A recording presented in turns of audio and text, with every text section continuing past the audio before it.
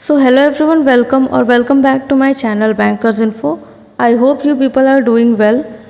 So SBI PO के regarding एक new update आया है एंड इसका एप्लीकेशन फॉर्म फिलिंग का जो लास्ट डेट था वो आज तक का था 27 को और वो एक्सटेंड होकर 3 अक्टूबर को कर दिया गया है। तो अगर किसी ने अभी तक फॉर्म फिल नहीं किया है तो आप 3 अक्टूबर तक फॉर्म फिल कर सकते हो।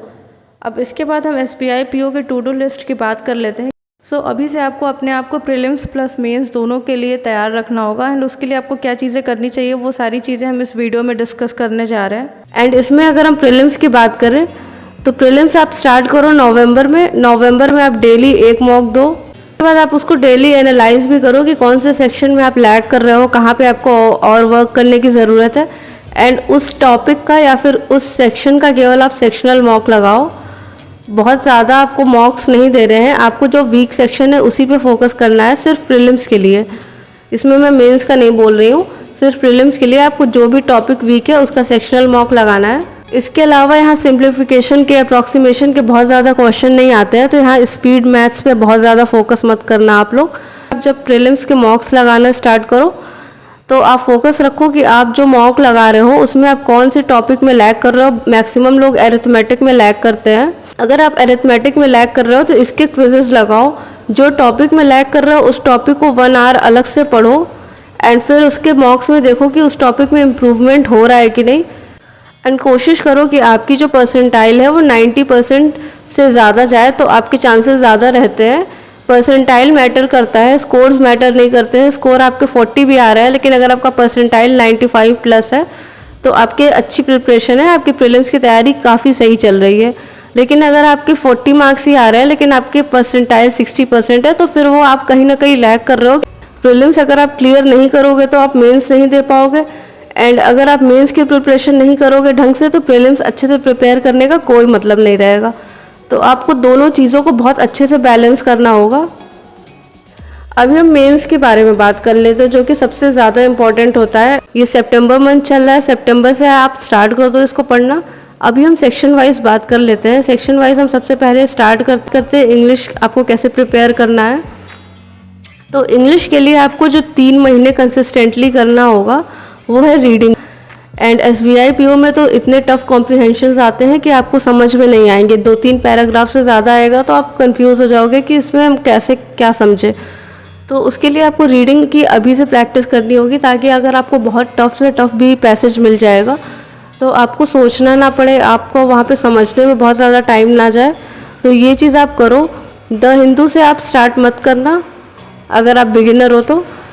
टाइम्स ऑफ इंडिया से आप रीडिंग स्टार्ट कर सकते हो। उसके बाद 1 मंथ आप इसको पढ़ो, उसके बाद द हिंदू के एडिटोरियल पे आओ। पहले हिंदू पढ़ोगे तो फिर समझ नहीं आएगा एंड फिर आप वो चीज़ छोड़ दोगे रीडिंग करना। इसके अलावा अगर हम बात करें ग्रामर रूल्स की तो ग्रामर रूल्स आप जो भी ग्रामर से रिलेटेड क्वेश्चंस आते हैं बहुत छोटे वाले, जैसे प्रीलिम्स में 1 लाइन के क्वेश्चन आते हैं वैसे आपको मेंस में नहीं मिलेंगे। वहाँ आपको 4 लाइन के क्वेश्चंस रहेंगे जिसमें से आपको कोई एक सेलेक्ट करना होगा जिसमें कोई भी एरर ना हो, इस टाइप के क्वेश्चंस आएंगे। तो आपके पास ग्रामर का अच्छा खासा नॉलेज होना चाहिए। तो इसके लिए आप 120 rules of grammar Nimisha Bansal ma'am का है, वहाँ से आप जाके पढ़ सकते हो।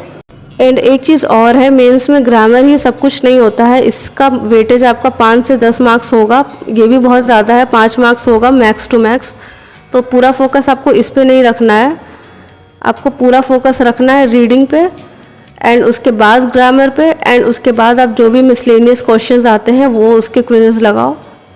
तो GA आपको लास्ट के 4 या 6 मंथ्स का प्रिपेयर करना है, जो भी आपको सूटेबल लगे। ये चीज़ नहीं करना है कि 6 मंथ्स का प्रिपेयर करने के चक्कर में आप बस जल्दी जल्दी उसको कंप्लीट कर दो, आपको ज़्यादा अच्छे से याद ना रहे, रिटेन ना कर पाओ उस चीज़ों को। 4 मंथ्स ही पढ़ो लेकिन उसको अच्छे से पढ़ो, जितना न्यूज़ आपने पढ़ा है लास्ट के 4 मंथ्स का वो आपको सारा याद हो। एंड अगर 6 मंथ्स का अच्छे से कर सको तो 6 मंथ्स का ही ज़्यादा बेटर रहता है। उसके बाद आप सोर्सेज की अगर बात करें तो अफेयर्स क्लाउड से आप पढ़ सकते हो, ये काफ़ी अच्छा सोर्स होता है एंड यहाँ पे काफ़ी डिटेल में आपको न्यूज़ मिल जाएगा। इसके अलावा 300 बेस्ट MCQs, ये गौरव गर्ग सर का है, ये भी काफ़ी अच्छा होता है अगर आपको कॉम्पैक्ट वे में पढ़ना है, बहुत डिटेल में नहीं पढ़ना है। एंड अभी से आप डेली बेसिस पे GA कवर करते रहो। इसके लिए मैं सजेस्ट करूँगी कि आप आशीष गौतम सर का वीडियो देखो। मॉर्निंग में 7 AM पे इनकी क्लास होती है, ये आप किसी भी टाइम पे देखो या फिर लाइव क्लास भी आप देख सकते हो। एंड इसके अलावा आप अपना भी नोट्स बनाओ, बहुत कॉम्पैक्ट नोट्स बनाओ जो कि डेटा बेस्ड हो।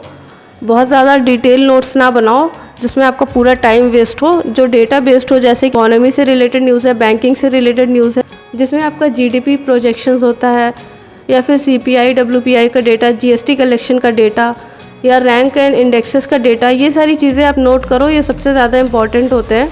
एंड आपको क्विज़ेस लगाना भी बहुत इंपॉर्टेंट है। अगर आप पढ़ रहे हो एंड उसको आप रिटेन नहीं कर पा रहे हो तो फिर कोई मतलब नहीं है उतना याद करने का। तो क्विज़ेस लगाओगे तो आपको रिटेन करने में आसानी होगी। तो आप प्रैक्टिस मॉक पे क्विज़ लगा सकते हो। इस पे जो क्विज़ेस होते हैं वो फ्री होते हैं, या फिर अड्डा पे डेली बेसिस का क्विज़ लगा सकते हो।